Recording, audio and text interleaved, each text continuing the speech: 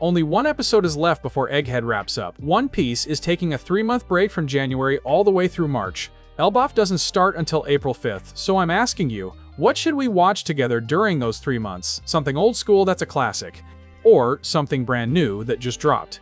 Drop your suggestions in the comments right now. I want to know what you're hyped for. Don't forget I'm working on that complete Egghead arc recap covering everything start to finish. Turn on notifications so you catch it when it drops. So picking up right after that incredible moment, every single marine vessel circling Egghead gets absolutely devastated. Joy Boy's Conqueror's Haki from 8 centuries past is wiping out everyone. This power's been dormant for ages, and now it's unleashing total chaos. Vice Admiral Pomsky drops. He can't withstand it. Vice Admiral Dahl's down too. One of the giants grabs his binoculars.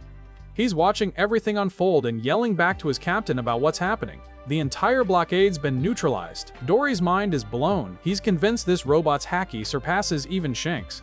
We're talking about a Yonko known for having monstrous Conqueror's Haki, and Joy Boy's legacy outclasses it. Luffy's cackling with pure joy. He's screaming thank you to Emeth at the top of his lungs. What I love, he instantly understands this sacrifice, and appreciation floods out. Snake begged the Marines to wake up since Luffy and his crew were escaping. Dory and Brogy declare it's time to leave. They're shouting to move out now. Luffy's sprinting toward the ship. He's charging full speed across the battlefield. The entire giant crew erupts. Everyone's hyped about finally heading to Elbaf. The giants are roaring with excitement. Luffy reaches the Sunny and collapses. He drops straight into his old man form, completely exhausted. Gear 5 drained everything out of him. Nami and Brook's eyes go wide. They're shocked seeing Luffy age down like this. Usopp's over at the railing. He spots Dory and Brogy, his giant masters. His eyes light up seeing his heroes. What I love, the sniper's dream of reuniting with them is coming true. Luffy's lying in his old man form on Nami's lap. Usopp leans over and shouts to Jinbei. He tells him they're heading for Elbaf next. Jinbei answers calmly that he understands. Both ships turn and start sailing toward the land of giants together. Scene shifts to Morgan's. The big news president appears on screen. He's eager to reclaim his position as the world's greatest news source. Morgan's wants his people to make things seem as bleak as possible. They're taking full advantage of the world's desperation to sell more papers. Vivi's there with him. She's disgusted. She argues that despite the gravity of his words, Dr. Vegapunk was optimistic until the very end. Wapol's there too. He's getting nervous watching this unfold. Morgan's doesn't appreciate the sass. He threatens to expose the princess if she doesn't mind her place. But Vivi doesn't back down for a second. She calls him a liar, says no one with a brain would ever listen to him. The workers seem to love it. They're eating up Vivi's boldness. Wapol puts on a big smile. He reminds Vivi that Morgan's is the only reason they're safe right now. Morgan's sees this as a major opportunity. Since even the truth is alluring, he laughs at the thought of the world sinking. He already dominates the sky. The future ahead is exciting to him. With a wry smile, he hopes Princess Vivi won't regret disrespecting him. But again, Vivi refuses to budge. If the world's ending anyways, she's not about to be submissive for survival. Here's why this matters. She's choosing dignity over fear. Morgan's is pissed off. But he decides to focus on all the stories they have to choose from. Wapol begs the princess not to ruin the one thing they have left. The stories being run are all about the Yonko, Blackbeard versus Law, Shanks versus Kid, and how Luffy ruthlessly stole Dr. Vegapunk's life. What's happening here? They're spinning the narrative to make Luffy look like the villain. Vivi does not like that last part. She's furious about them framing it this way. Cut to Egghead. The Marines surrounding the island are completely unresponsive.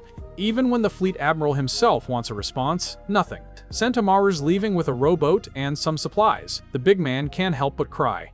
Tears are streaming down his face as he rows away. Akanu demands to know what happened. He's calling and calling for answers. Kizaru makes his way past the unconscious Marines. His boss continues calling. The admiral finally makes it to the phone. Having just gotten up, he points out how loud Sakazuki is being. The fleet admiral hardly expected Kizaru to be the one answering. He wants to know what happened to everyone else.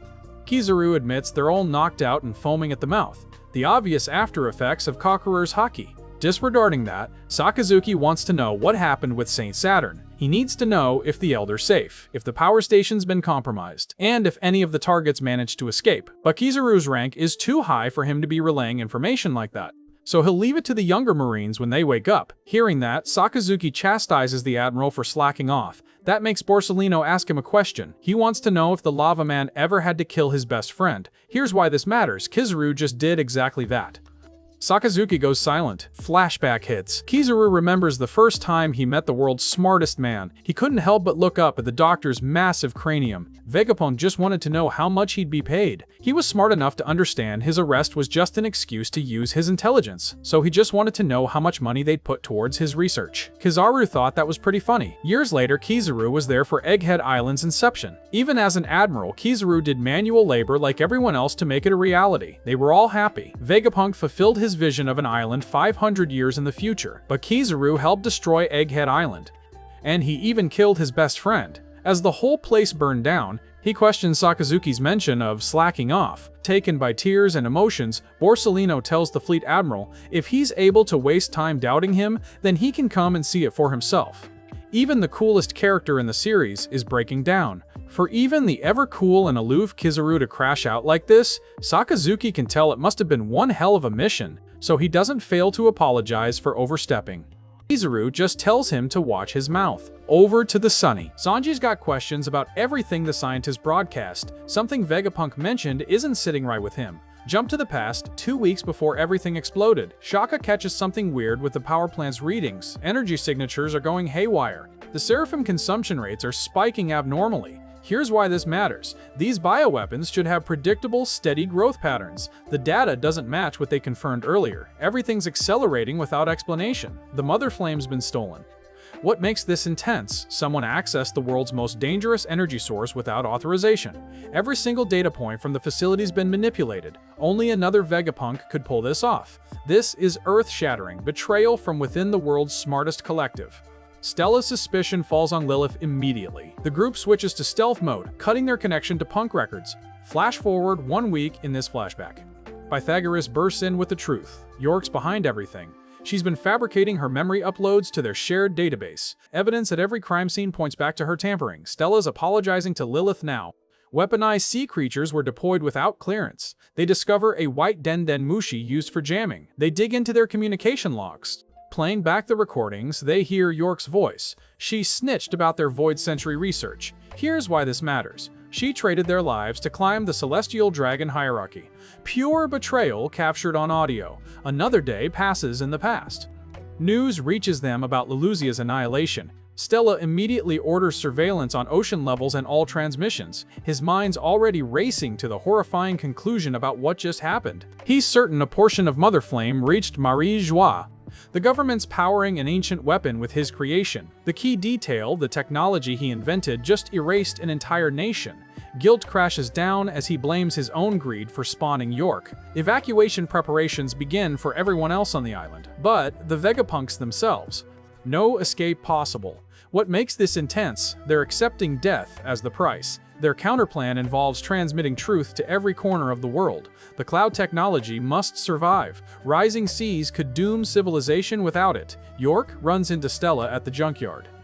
He's perched on the Iron Giant's shoulder, acting casual. 2 days before chaos erupts, Stella finishes recording his worldwide message. The broadcasting snail's concealed inside the robot itself. Transmission triggers automatically when his heart stops. Now comes the wildest part. They delete their own memories. 2 full weeks erased from their minds voluntarily. Written instructions explain what they did and warn about the government. Every contingency's prepared. Meanwhile, back then, Bonnie's ship makes landfall. Cypher pulls inbound. The naval siege arrives with Kizaru and Saturn commanding it. Stella's predictions are manifesting exactly. Back to now. The scientist reveals his death wish after saving Bonnie. He explains his sacrifice will trigger something crucial. Sanji's refusing to accept it. The thought of watching someone die intentionally is tearing him apart. Then, the massive reveal drops. Stella brings up the One Piece directly. He's chosen the Straw Hats as his pick to claim the ultimate treasure. Luffy and Usopp are celebrating wildly with the giant warriors. Destination Elbaf is finally happening. The moment Usopp's dreamed about for years is arriving. Next episode. The voyage to Elbaf kicks off, and things are about to get absolutely wild. Real talk, we're at 49,940 subscribers right now. We need just 60 more to hit 50,000 before this year ends. We're so incredibly close. I love you all and genuinely appreciate every single one of you watching these breakdowns. Help me reach that 50,000 milestone.